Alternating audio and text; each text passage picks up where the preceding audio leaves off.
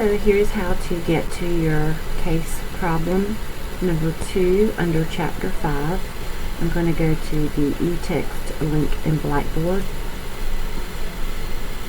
and open up the eText.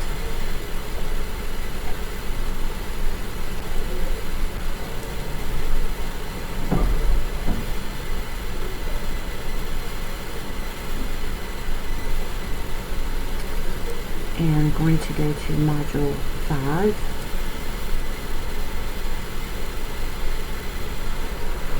And when I click on Module 5, I can scroll all the way down and go to Case Problem 2. And here are your instructions.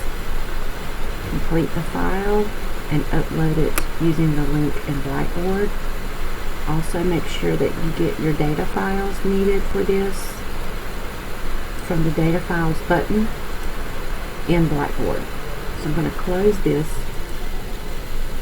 and your data files are here in Blackboard.